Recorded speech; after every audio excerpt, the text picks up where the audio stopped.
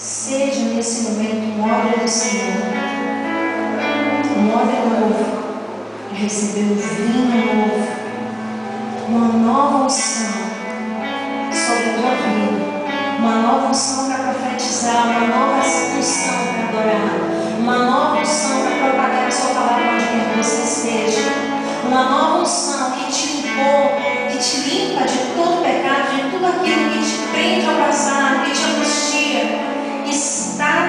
Você está limpo, você está perdoado. Coloque-se à disposição do Senhor, porque não importa o teu passado, se você se coloca diante do Senhor, Ele te torna um novo homem e vai te encher e te usar para a glória dele.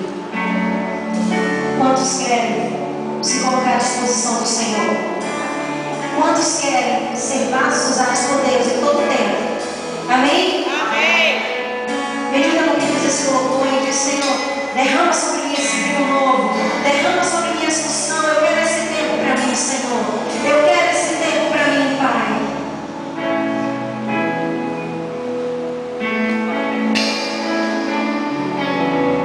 Aleluia, Jesus. Esse é um tempo de cura, tempo de sarar as feridas da alma. Esse é um tempo de cura, tempo de sarar as feridas da alma. Receba do Senhor.